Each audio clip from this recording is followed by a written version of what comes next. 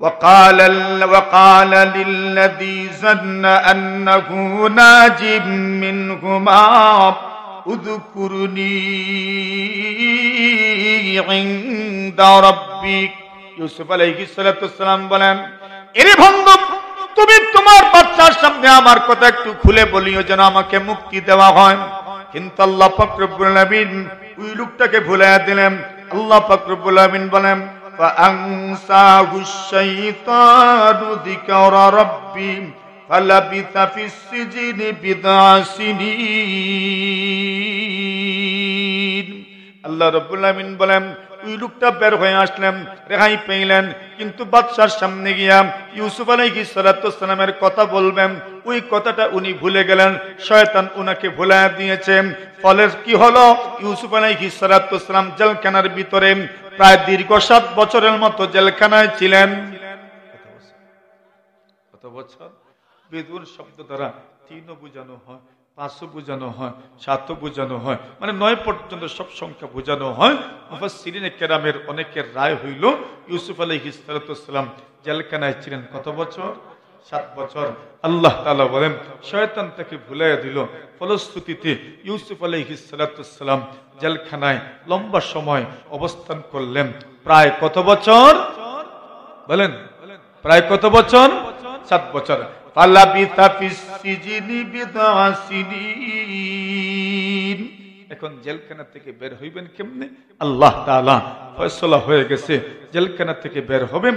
এমন সময় আল্লাহ পরওয়ারদিগারে আলম ইউসুফ আলাইহিস সালাতু ওয়াসসালামকে জেলখানা থেকে বের করার তদবির করলেন। তদবিরটা হইল, ইউসুফ নবী জেলখানায়, আর এই যুগের বাদশাহ একটা কঠিন স্বপ্ন দেখেছেন। স্বপ্নের ব্যাখ্যায় পারদর্শী কে? জোরে বলেন, আরো জোরে। ইউসুফ আলাইহিস সালাতু ওয়াসসালাম তো বাদশাহ একটা স্বপ্ন দেখেছেন। স্বপ্নটা কি? এই কথাও আল্লাহ কুরআনে মাজিদের মধ্যে উল্লেখ করেছেন। কষ্ট হচ্ছে আপনাদের? আল্লাহ তাআলা বলেন, وقال الملك إني أرى 7 بقرات سمان يأكلهن 7 عجاف و7 سنبلات خضر وأخر يابسات يا أيها الملأ أفتوني في رؤياي إن كنتم للرؤيا تعبرون। ইউসুফ আলাইহিস সালাতু ওয়াসসালাম জেলখানায় ওই যুগের বাদশা স্বপ্ন দেখলেন। স্বপ্নটা ছিল রাজ্য পরিচালনার ক্ষেত্রে অত্যন্ত ইম্পর্টেন্ট, অত্যন্ত গুরুত্বপূর্ণ। বাদশা স্বপ্ন দেখেছেন। স্বপ্নের কথা সভাসদ যারা, মন্ত্রী পরিষদ যারা, এদের সামনে উনি পেশ করেছেন। আমি আজকে স্বপ্নে দেখেছি। কি স্বপ্ন? আমি স্বপ্নে দেখলাম 7 বাকারাতিন সিমান, 7টা গাভী বড় মোটা তাজা, ইয়াকুলুহুন্না, আর ওই 7টা মোটা তাজা গাভী খেয়ে ফেলছে 7 ইজাফুন, শীর্ণ একদম দুর্বল আরো 7টি গাভী। সুবহানাল্লাহ। কি স্বপ্ন দেখেছেন? জোরে বলেন। 7টা তাজা গাভী খেয়ে 7টা দুর্বল গাভী খেয়ে ফেলছে, এই স্বপ্ন উনি দেখেছেন। সাথে আরো কিছু দেখেছেন, সেটা হলো ওয়াসাবআ সুমবুলাতিন খুদর। আমি আরো স্বপ্নে দেখলাম 7টা শীষ, ফসলের যে শীষ হয়, এই শীষগুলো সবুজ। ধানের শীষ চিনেন? ছড়া আর কি, শীষ মানে কি? ছড়া। শীষ মানে ছড়া। সুমবুলাতিন খুদরিন, 7টা ছড়া দেখলাম যেগুলো সবুজ, মানে এগুলোতে আপনার ফসল আছে। আবার আরো 7টা শীষ ছড়া দেখলাম যেগুলো একদম শুকনা। এইবার বাদশা মন্ত্রী পরিষদকে সম্বোধন করে বলেন, আইয়ুহাল মালাউ উফতুনি, হে সভাসদগণ আমার, আইয়ুহাল মালাউ, হে মন্ত্রী পরিষদ আমার, আফতুনি ফি রুইয়ায়া, আমার স্বপ্নের ব্যাখ্যা আপনারা দেন। ইন কুনতুম লিররুইয়া তা'বুরুন, যদি আপনারা স্বপ্নের ব্যাখ্যা দিতে জানেন তাহলে আমার স্বপ্নের ব্যাখ্যা করেন। ব্যাখ্যার কথা বলছেন কারে? মন্ত্রী পরিষদকে। এখন এরা তো স্বপ্নের ব্যাখ্যা জানে না। আমাদের দেশে বলে নাচতে না জানলে কি, নাচতে না জানলে উঠান তেরাম। এরা বলে কালো আবগাসু আহলাম ওয়া মা নাহনু বিতাবিলিল আহলামি বিআলিমিন। এরা বলে এগুলো বাস্তব কোন স্বপ্ন নয়, এগুলো হইল কল্পনা প্রসূত স্বপ্ন।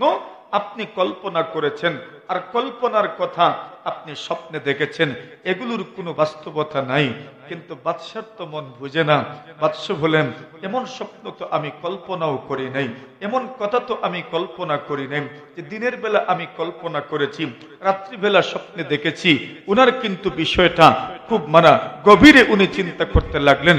কি দেখলাম? 7টা মোটা তাজা গাভী, এগুলোকে 7টা শীর্ণ একদম দুর্বল গাভী খেয়ে ফেলছে। 7টা ছড়া দেখলাম সবুজ যেখানে ফসল আছে, আর 7টি ছড়া দেখলাম একদম শুকনা। বিষয়টা কি? আমার চিন্তার দরকার, আমার ভাবতে হবে। আল্লাহর বান্দা এই বিষয়টা নিয়ে ভাবতে লাগলেন। আর ওই সময় জেল থেকে যেই ব্যক্তি রেহাই পেয়েছিল, ওই ব্যক্তি যে রেহাই পাবে এটাও তো ইউসুফ আলাইহিস সালাম তার স্বপ্নের ব্যাখ্যা দিয়ে বলছিলেন। সাথে সাথেই আল্লাহর বান্দার স্মরণ হয়ে গেছে, আরে আমার জেলখানার বন্ধুকে তো আমি ভুলে গিয়েছি। জুড়ে বলেন আশ-শাইউ বিশ-শাইই ইউযকার। কোন কোন সময় এক জিনিস স্মরণ হইলে আরেক জিনিস স্মরণ হয়ে যায়। আপনি দেখবেন একটা কথা আপনি অনেকক্ষণ ভেবে চিন্তে মনে করতে পারছেন না, কিন্তু হঠাৎ এমন কিছু একটা সামনে আসবে, ওই বিষয়টা আপনাকে মূল কথাটা স্মরণ করে দিবে।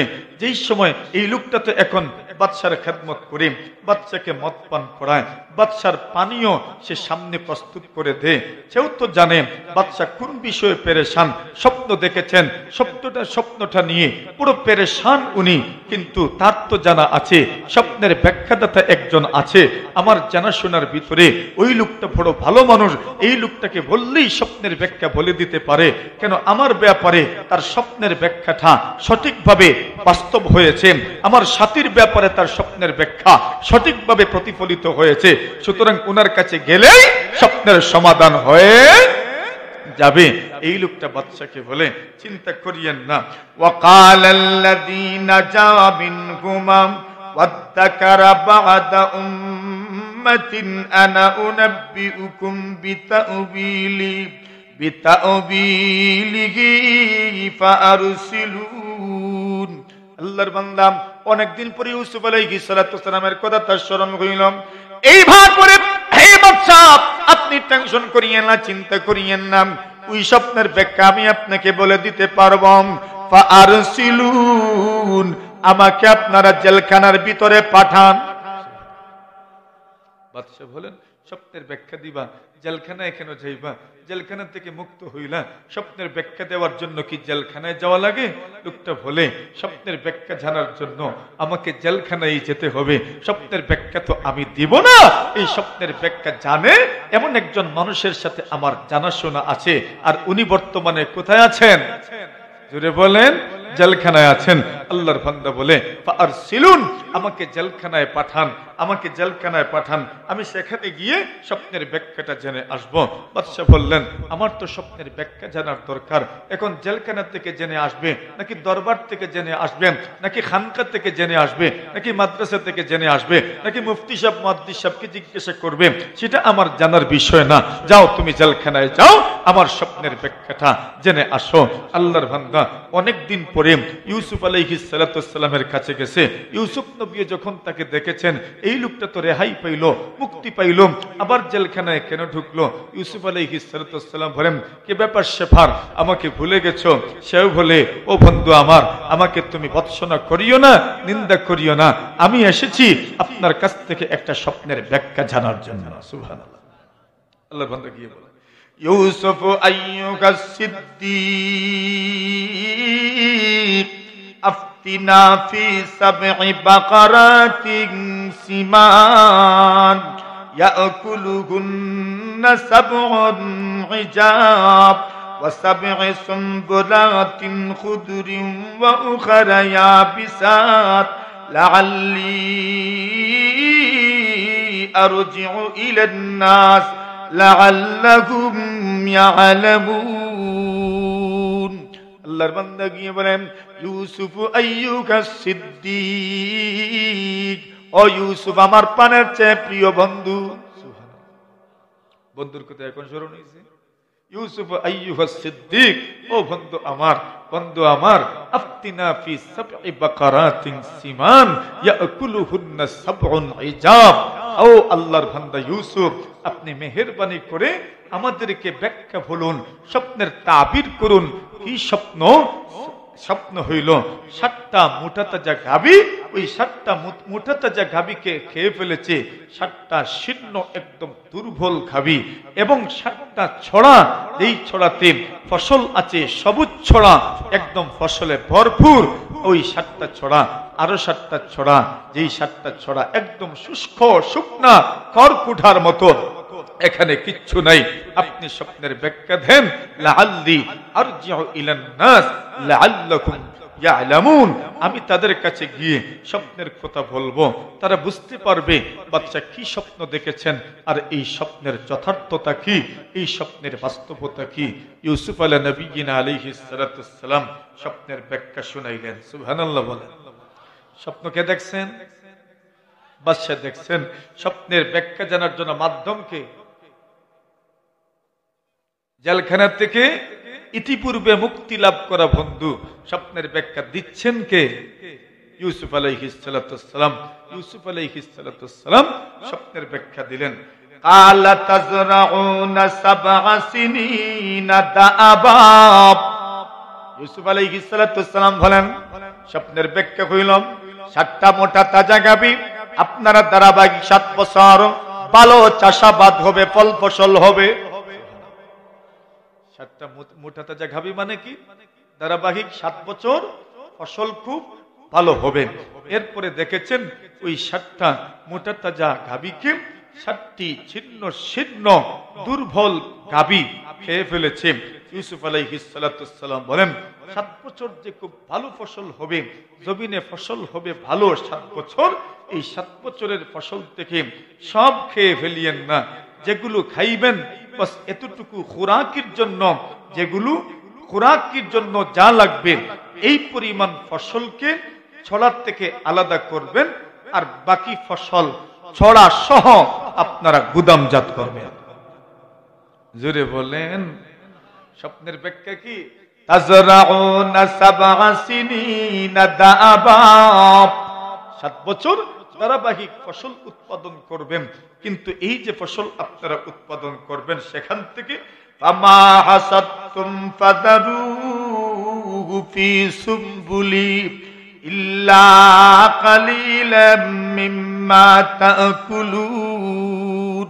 ইউসুফ আলাইহিস সালাম বলেন, ফামা হাসাদতুম, যেই ফসল আপনারা কেটে গড়ে উঠাইবেন, ফাজারুহু ফি সুবুলিহি, ওই ফসলকে ছড়ার সাথে যুক্ত রাখিয়েন, কাটিয়েন না। ইল্লা কালিলাম মিম্মা তাকুলুন, যেগুলো আপনারা খাইবেন বস এগুলো আপনারা ধানের ছড়ার থেকে আলাদা করবেন, ফসলের ছড়ার থেকে আলাদা করবেন, গমের ছড়ার থেকে শীষ থেকে আলাদা করবেন।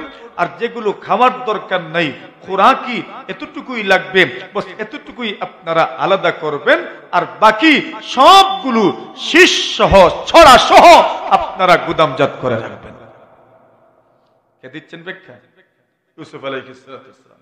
এবার বলেন, সুম্মা ইয়াতি মিন বাদি যালিকা সাবউন শিদাদ।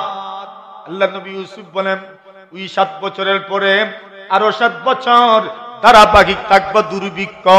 কি থাকবে? 7 বছর ধারাবাহিক ভালো ফসল হবে, বাম্পার ফলন হবে।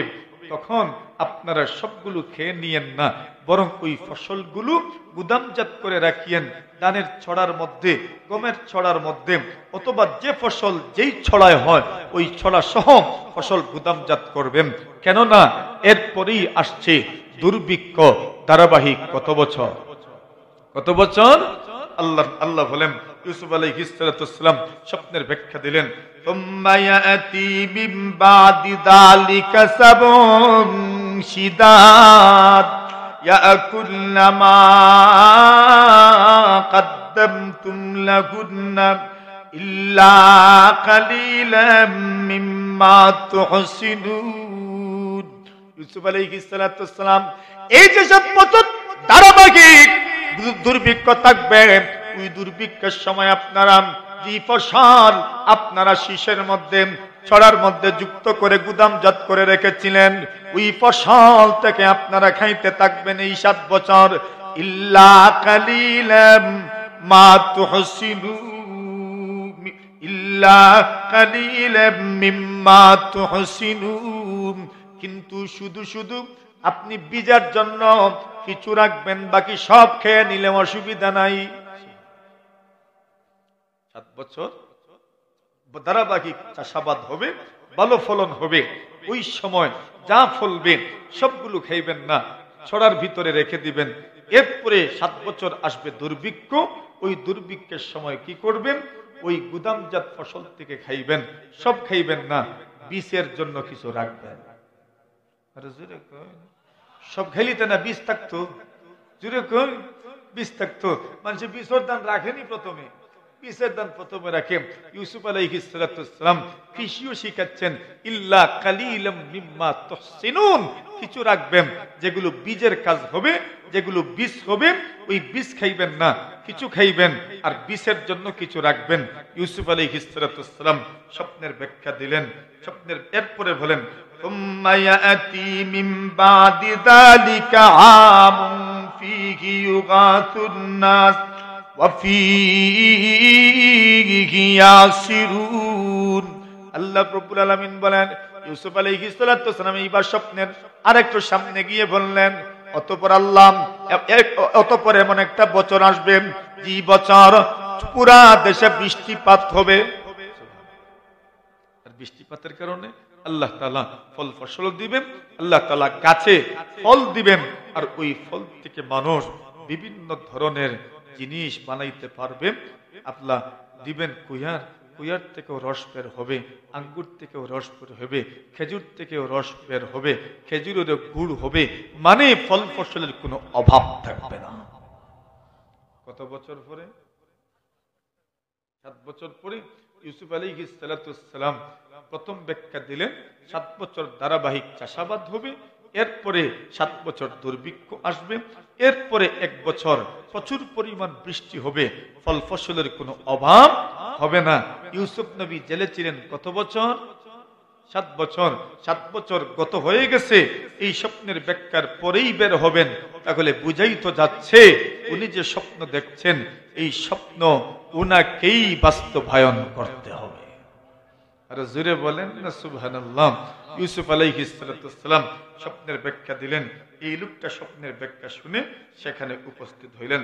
ওয়াকালাল মালিকু উতুনি বি, ইউসুফ নবী যখন স্বপ্নের ব্যাখ্যা দিয়েছেন, এই লোকটা স্বপ্নের ব্যাখ্যা জেনে বাদশার কাছে গেছেন।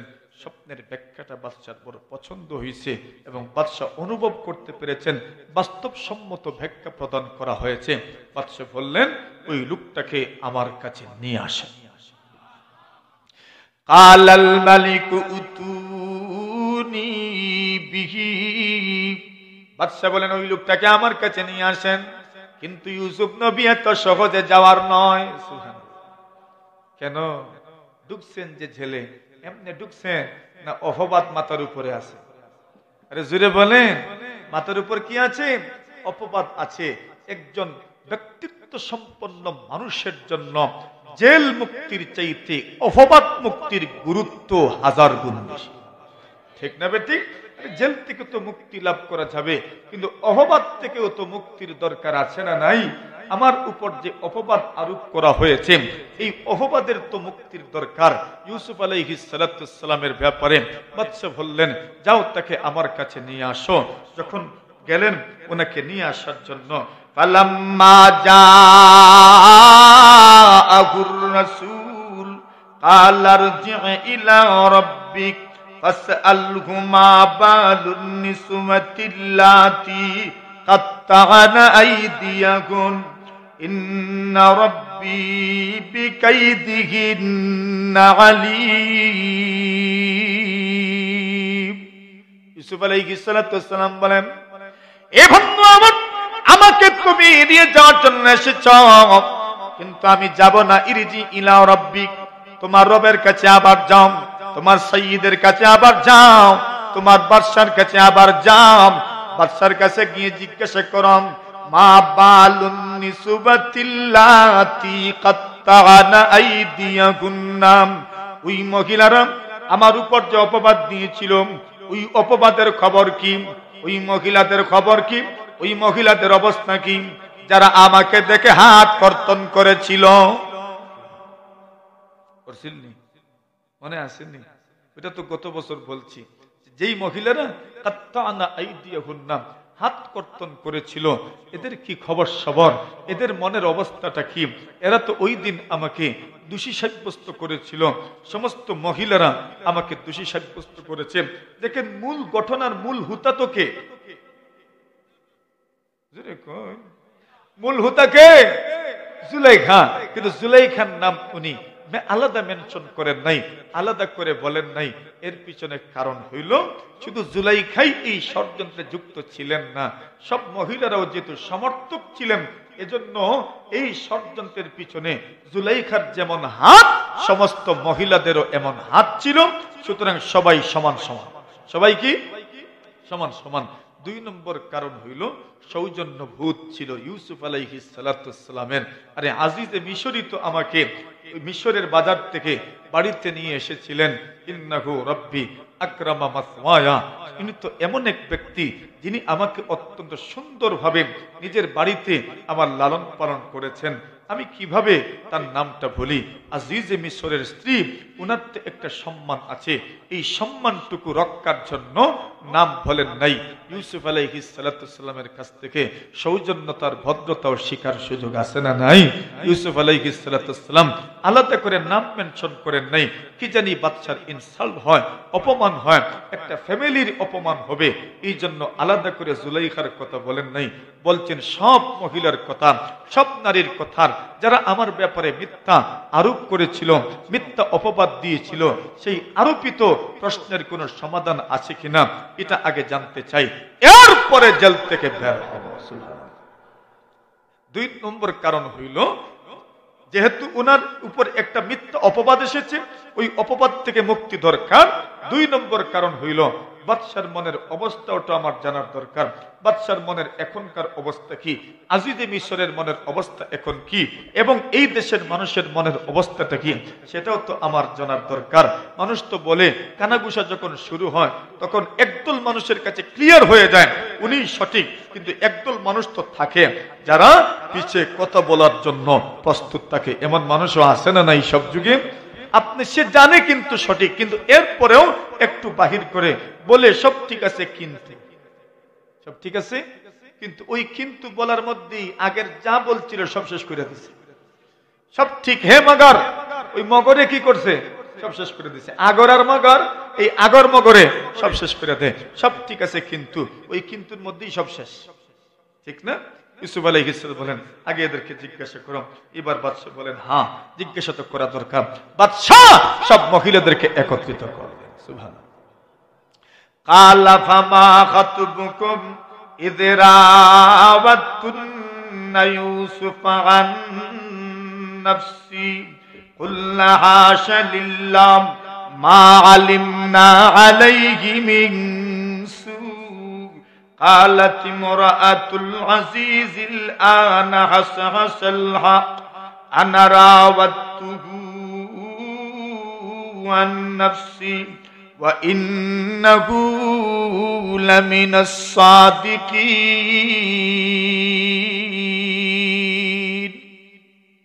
ইউসুফ আলাইহিস সালাম বলছেন, এদেরকে জিজ্ঞাসা করেন এদের খবর সবর কি।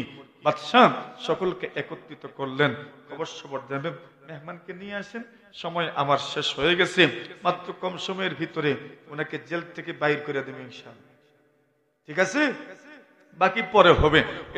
এটার জন্য লম্বা সময়ের দরকার, লম্বা সময়। আমি কিন্তু শুধু তর্জমা করছি, অনুবাদ করছি, এত লম্বা কথা বলছি না, তাফসীরও করছি না, খুব নুকতা এবং সূক্ষ্ম কথাও আমি আলোচনা করছি না, নতুবা এক এক কথার সাথে অনেক বড় বড় লম্বা লম্বা বিস্তৃত আলোচনা ছিল, সেদিকে যাবার আর কোনো সুযোগ নেই।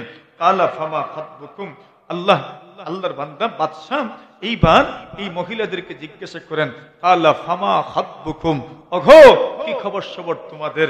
তোমরা ইজরাওয়াতুন্না ইউসুফ আন নাফসিহি, তোমরা যখন ইউসুফকে ফুসলিয়েছিলে ওই সময় তোমরা ইউসুফকে কেমন দেখেছো?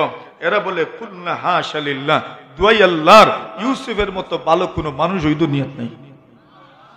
আর জোরে বলে কুলনা হাশা লিল্লাহ, আল্লাহ পুত পবিত্র, মা আলিমনা আলাইহি মিন সু, ইউসুফের মধ্যে সামান্য পরিমাণ ব্যতিক্রম দেখিনি, ইউসুফের মধ্যে সামান্য পরিমাণ দুর্বলতা দেখিনি, সামান্য পরিমাণ মন্দ ভাব দেখিনি, ইউসুফের স্বভাবের মধ্যে এমন কিছু দেখিনি এই স্বভাব আমাদেরকে শঙ্কিত করে, আমাদেরকে সংশয়ের মধ্যে ফেলে দেয়। ইউসুফের এমন কোন স্বভাব দেখিনি যেই স্বভাব আমাদেরকে শঙ্কিত করে, ইউসুফের এমন কোন স্বভাব দেখিনি যেই স্বভাব আমাদের অন্তরে ইউসুফের ব্যাপারে সামান্য পরিমাণ নেগেটিভ ধারণার জন্ম দিবে, এমন কোন আচরণ আমরা ইউসুফ থেকে দেখি না।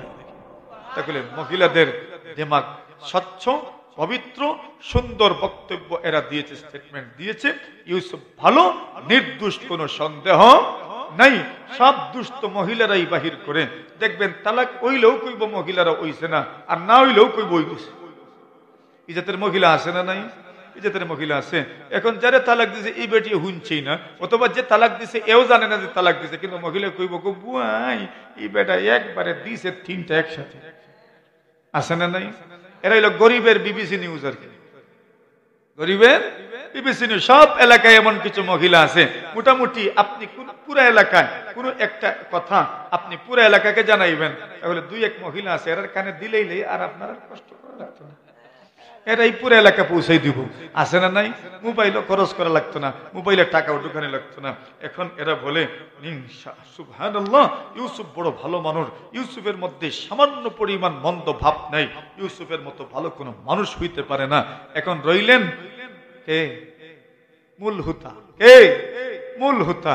উনিও এখন বললেন, কালাত ইমরাআতুল আজিজিল আনা হাসাহাসাল হক আনা রাওয়াতুহু আন নাফসি ইন ওয়া ইন্নাহু লামিনাস সাদিকিন। জুলাইখা বলেন, এখন তো হক প্রকাশ হয়ে গেছে। সুবহানাল্লাহ। জুলাইখা কি বলছেন? আল আনা হাসাহাসাল হক, এখন তো হক প্রকাশ হয়ে গেছে। আনা রাওয়াতুহু আন নাফসি, আমি জুলাইখা ইউসুফকে ফুসলিয়েছিলাম। জুলাইখা এই কথাটা মহিলাদের সামনে একবার বলছে যে জুলাইখা সবকিছুর পরে প্রেমিক তো, প্রেমাস্পদ, ইউসুফ নবী ভালোবাসেন আর না বাসেন, জুলাইখা তো মনে মনে আমি তো ইউসুফকে ভালোবাসি। তো ইউসুফ নবীর ব্যাপারে মহিলাদেরকে এক সময় বলেছিলেন, ওগো আমার ইউসুফকে কিছু বলিও না, আনা রাওয়াতুহু আন নাফসিহি ফাস্তাসাম, আমি তো তাকে ফুসলিয়েছিলাম, কিন্তু ইউসুফ একটা চুল পরিমাণ নড়ে না। মহিলাদেরকে আগেও বলছেন জুলাইখা এই কথা, এইবার বাদশার সামনে স্বীকারোক্তি দিচ্ছেন, আল আনা হাসহাসাল হক, সত্যটা উদ্ঘাটিত হয়ে গেল, আর তো এটাকে চেপে রাখা যাবে না। আনা রাওয়াতুহু আন নাফসি, ইউসুফ নির্দোষ, ইউসুফের কোনো দোষ নাই, আমি ইউসুফকে ফুসলিয়েছিলাম। ওয়া ইন্নাহু লামিনাস সাদিকিন, ইউসুফ সত্যবাদী, নিঃসন্দেহে মিথ্যার সামান্য পরিমাণ চিটা ফুটাও তার মধ্যে নাই। কে সাক্ষী দিলেন? জুলাইখা। উনি বললেন তত আর কি, যালিকা লিয়ালামা আন্নী লাম আখুনহু বিল গায়ব ওয়া আন্নাল্লাহা লা ইয়াহদি কাইদাল খাইনিন। জুলাইখা এমন স্পষ্ট ভাষায় ইউসুফ আলাইহিস সালাতু ওয়াসসালামের পবিত্রতার ঘোষণা দিলেন। পবিত্রতার ঘোষণা দিতে গিয়ে বলেন, আমি কেন এই কথাটা বললাম, যেন আমার স্বামী আমার ব্যাপারে এমন ধারণা না করেন আমি মনে হয় ওনার অগোচরে খেয়ানত করেছি। আমি স্পষ্ট ভাষায় ইউসুফ নবীর পবিত্রতার ঘোষণা দিয়ে বুঝাইতে চাই, স্বামী গো আমার, আমি এত নিকৃষ্ট হয়ে যাই নাই। আমি আপনার অগোচরে, আমি আপনার কোনো খেয়ানত করি নাই। আমি আপনার অগোচরে এমন কোনো খারাপ কাজও আমি করি নাই। আল্লাহর বান্দি বলেন, তবে হ্যাঁ, আমার মনে মন্দ প্রভাব আসতে পারে। ওমা উবাররিউ নাফসি ইন্নান নাফসা লাআম্মারাতুম বিসসু ইল্লা মা রাহিমা রাব্বি ইন্না রাব্বি গফুরুর রহিম। তবে আমি আমার মনকে পবিত্র বলে ঘোষণা করি না। আমার মন আমাকে মন্দ কাজের প্রতি উৎসাহ দিতেই পারেন। আমার মন আমাকে মন্দ কাজের জন্য অবশ্যই বলতে পারেন ইল্লা মা রাহিমা রাব্বি।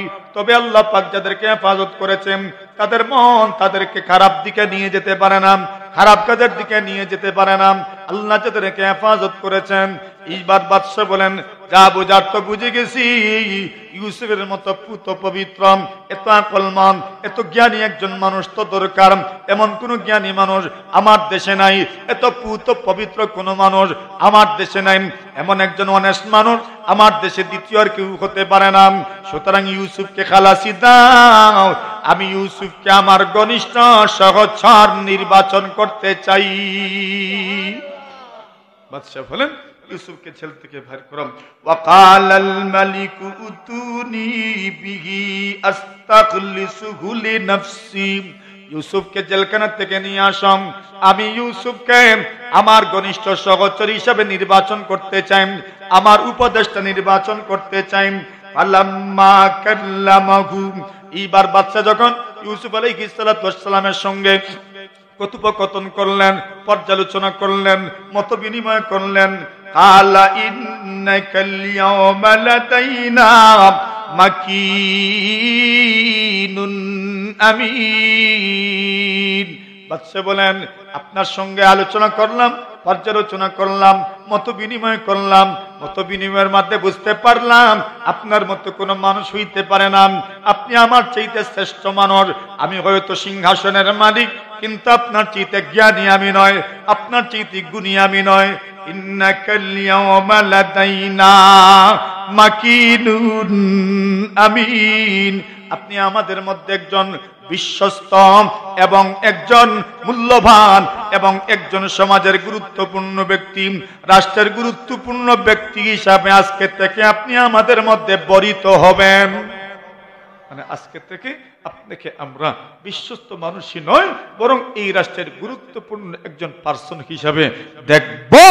আপনি যেন আজকে থেকে রাষ্ট্রের পরিচালক। আর জোরে কোন। এইবার বাদশা ইউসুফ আলাইহিস সালামের সাথে কথায় কথায় মত বিনিময়ের এক পর্যায়ে বললেন, আপনি তো স্বপ্নের ব্যাখ্যা দিয়েছিলেন, তাহলে দুর্ভিক্ষটা তো সামনে আসছে, কিন্তু এমন কোন জনশক্তি আমার নাই যারা আছে প্রত্যেকটা খাওরা, ঠিক না? এটা কুফরি হুকুমতের যারা আছে সবাই খাওরা। এবার বাদশা বলছেন, এখন আমি আমার দেশের জনগণকে এই দুর্ভিক্ষের হাত থেকে কিভাবে বাঁচাবো? আমার জনগণ যেন দুর্ভিক্ষের কারণে কষ্ট না করে, এই জনশক্তি আমার নাই, এই ম্যান পাওয়ার আমার নাই। সুতরাং আমি কি করব? বাদশা তার অসহায়ত্ব পেশ করেছিলেন। আর ওই সময় ইউসুফ আলাইহিস সালাম বলছেন, আপনি যদি ইচ্ছা করেন তাহলে আমাকে আপনি আপনার রাজত্বের অর্থমন্ত্রীর দায়িত্ব দিতে পারেন। আরো জোরে বলে, কালা জাআলনি আলা খাযাইনিল আরদ ইন্নী হাফিজুন আলীম। এবার ইউসুফ আলাইহিস সালাম বললেন, ইজআলনি আলা খাযাইনিল আরদ, আপনার দেশের অর্থ ভান্ডারের জন্য আমাকে আপনি দায়িত্ব দিন। ইন্নী হাফিজুন, আমি এই অর্থ ভান্ডারকে সংরক্ষণ করব। আলিম, আমি এই অর্থ ভান্ডারের জন্য বিজ্ঞ। জোরে বলেন। প্রশ্ন থাকতে পারে, ইউসুফ নবী পদ চাইলেন কিভাবে? ইউসুফ নবী জানতেন এই পদের জন্য এই দেশে দ্বিতীয় কোনো উপযুক্ত মানুষই নেই। সুতরাং ইমাম কুরতুবী রাহিমাহুল্লাহু তাআলা লিখেন, কেউ যদি জানে, কেউ যদি মনে করেন এই দেশে এই পদের উপযোগী কোনো মানুষই নাই, তাহলে ওনার জন্য ওই পদ চেয়ে নেওয়া ওয়াজিব। চেয়ে নেওয়া কি ওয়াজিব। ইমাম ইবনে কাসির রাহিমাহুল্লাহু তাআলা লিখেন, এই আয়াতের ব্যাখ্যায় এর দ্বারা প্রতীয়মান হয়, এর দ্বারা প্রমাণ হয়, এর দ্বারা বোঝা যায় যেই লোকটা আসলেই যোগ্যতা সম্পন্ন, ওই লোকের জন্য এমন পদ চেয়ে নেওয়া যায় যেই পদে উনি যদি পদায়ন হয়, পদায়িত হন উনি, তাহলে এলাকার মানুষ এর সুফল ভোগ করবে, তাহলে উনার জন্য এই পদ চেয়ে নেওয়ার অবকাশ রয়েছে। তো ইউসুফ আলাইহিস সালাতু সালাম জনগণের কথা চিন্তা করে যে যদি এই কুফরি হুকুমতের যেই পরিমাণ অবিশ্বস্ত এবং অনভিজ্ঞ যেই পরিমাণ আমলা আছে, এই আমলাদের হাতে যদি অর্থ ভান্ডার থাকে, তাহলে শেষ পর্যন্ত শূন্য হয়ে যাবে। অবিশ্বস্ত, অনভিজ্ঞ, খেয়ানতকার এই আমলাদের হাতে যদি এটা তাকে অর্থ ভান্ডার, তাহলে কিছুই মিলবে না। সুতরাং আমি এটার দায়িত্বভার গ্রহণ করি, যেন এই এলাকার জনগণ কোনো না কোনো ভাবে যেন এরা কষ্ট না করে, যেন এই অর্থ ভান্ডার দিয়ে আগামী 7 বছরের দুর্ভিক্ষের আমরা কোনো না কোনো ভাবে একটা সলিউশন বের করতে পারি, যেন আমরা জনগণের হাতে কিছু খোরাক পৌঁছে দিতে পারি। এই জন্য ইউসুফ আলাইহিস সালাতু ওয়াসসালাম স্বপ্নোদিত হইয়া নিজের থেকে বলছেন, ইজআলনি আলা খাযাইনিল আরদ ইন্নী হাফিজুন আলিম। আল্লাহর বান্দা বলেন, ঠিক আছে, এইভাবেই করা হবে। আল্লাহ বলেন, কোথায় এরা ইউসুফ নবীকে অন্ধকূপে নিক্ষেপ করেছিল, কোথায় মিশরের বাজারে গোলাম, কোথায় জেলখানায়, জেলখানা থেকে সরাসরি এবার মিশরের পুরা বাদশাহ। জোরে বলেন। আরে অর্থমন্ত্রী তো মূল দায়িত্বশীল, কিন্তু বাদশাহ নামে মাত্র, আর সব জিম্মাদারি ইউসুফকে দিয়েছেন। কোন কোন আহলে কিতাব উলামায়ে কেরামরা লিখেন, বাদশাহ ওই সময় ইউসুফ আলাইহিস সালাতু ওয়াসসালামের হাতে ইসলাম ধর্ম গ্রহণ করেছেন, আর ওই সময়ই আজিজে মিশর ইন্তেকাল করেছেন, আর জুলাইখার সাথে ইউসুফ আলাইহিস সালাতু ওয়াসসালামের বিয়েও হয়েছে। আর জোরে বলেন। এখন বিয়ে যেহেতু হইছে, তাহলে আর আলোচনা সামনে নেওয়ার দরকার নাই। মেহমানও আসছেন, এখন এরপরের আলোচনা রাষ্ট্র কিভাবে পরিচালনা করলেন, রাষ্ট্র পরিচালনার ক্ষেত্রে ওনার মূলনীতি কি ছিল, এবং ওই যে সরকারি আপনার যে মিল আছে না, কি বলে না, ওই যে গুদামজাত করে রাখে, কি মিল বলে এগুলোকে?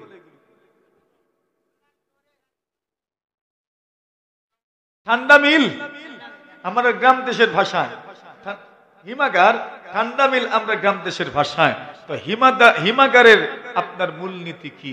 দেখেন, এই সব কিছু বর্তমান দুনিয়াতে একটা রাষ্ট্রের যত অবকাঠামোগত দিক আছে, এই সবগুলো কিন্তু আল্লাহর কোরআন থেকেই নেওয়া হয়েছে। হিমাগার কি নতুন? ইউসুফ আলাইহিস সালাতু ওয়াসসালামের যুগে হিমাগার ছিল। ইউসুফ নবী বলছেন, বাকি সবগুলো ছড়া আপনারা হিমাগারে রেখে দিবেন যেন নষ্ট না হয়। এটা কোন সময়ের হিমাগার? ইউসুফ নবীর যুগের। চিন্তা করেন তো, আল্লাহ ওনাকে কি পরিমাণ রাষ্ট্র ব্যবস্থার উপর দক্ষতা দান করেছেন। ইউসুফ আলাইহিস সালাতু ওয়াসসালামকে রাষ্ট্র কিভাবে পরিচালনা করলেন। উনি তো আব্বাজান তো কেনানে, ভাইয়েরাও কেনানে, বিনয়ামিনও কেনানে। উনি মিশরের সবচেয়ে বড় দায়িত্বশীল। ভাইজানদের সাথে, আব্বাজানের সাথে কিভাবে মুলাকাত হইল, কখন হইল, কোন পরিস্থিতি হইল, সবকিছু আল্লাহ বাঁচাইলে, হায়াতে রাখলে, দাওয়াত যদি রাখতে পারি, এমন তারিখ যদি এরা করে যেই তারিখে দাওয়াত রাখতে পারবো, তো আগামী বছর হবে। রাখতাম যদি পারি না, তো যেই বছর রাখতাম পারবো, এই বছর হইব। আল্লাহ আমাদেরকে তৌফিক দান করুন, আমিন।